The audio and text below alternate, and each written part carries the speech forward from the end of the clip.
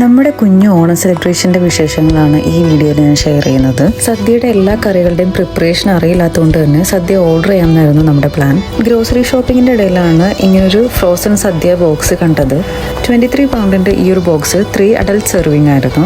2 type പായസവും ഇത്രയും കറികളും 3 പേപ്പർ ലീവ്സുമാണ് ഈ ഒരു ബോക്സിൽ ഉണ്ടായിരുന്നത്. പല വീഡിയോസിലും റൈസ് അടങ്ങുന്ന ബോക്സ് ഞാൻ കണ്ടിട്ടുണ്ടായിരുന്നു, പക്ഷേ ഈ ഒരു ബോക്സിൽ റൈസ് ഉണ്ടായിരുന്നില്ല. പാക്കിങ്ങിൻ്റെയും അതുപോലെ തന്നെ ടേസ്റ്റിൻ്റെയും ക്വാളിറ്റി പറയാനാണെങ്കിൽ മോശം പറയാനായിട്ട് ഒന്നുമില്ല.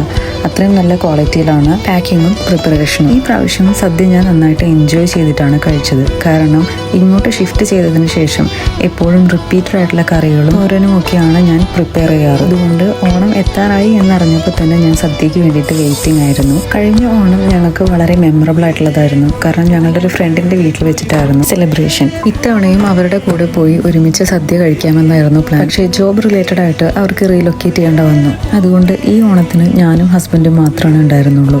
സത്യം പറഞ്ഞാൽ സെലിബ്രേഷൻ എന്നൊന്നും പറയാൻ പറ്റില്ല. നമ്മൾ രണ്ടാളും സദ്യ കഴിച്ചു, അതും തിരുവോണത്തിന് മുന്നേ. 4 വർഷം മുന്നേ കോളേജിൽ പഠിക്കുമ്പോഴാണ് ഞാൻ ലാസ്റ്റായിട്ട് ഓണം സെലിബ്രേഷൻ അറ്റൻഡ് ചെയ്യുന്നത്.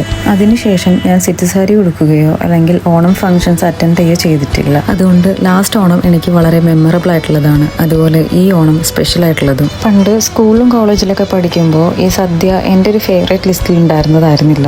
കാരണം എനിക്ക് ഫിഷോ അല്ലെങ്കിൽ ചിക്കനോ അങ്ങനെ എന്തെങ്കിലുമൊക്കെ വേണമായിരുന്നു. എൻ്റെ പാരൻസിന് സദ്യ നല്ല ഇഷ്ടമാണ്. അടിമാലിയിൽ സദ്യ, ഊണ്, പല ടൈപ്സ് ഫിഷിൻ്റെ കറി, റോസ്റ്റ്, അതുപോലെ തന്നെ ഫ്രൈ ഒക്കെ കിട്ടുന്നൊരു ഷോപ്പ് ഉണ്ടായിരുന്നു. എന്നെയും സിസ്റ്ററിനെയും ഉമ്മച്ചീനെയും ഇടയ്ക്ക് സദ്യ കഴിക്കാനായിട്ട് വാപ്പിച്ചി അവിടെ കൊണ്ടുപോകായിരുന്നു. അപ്പോൾ ഇതൊക്കെയാണ് എൻ്റെ ഓണം ആൻഡ് സദ്യ മെമ്മറീസ്.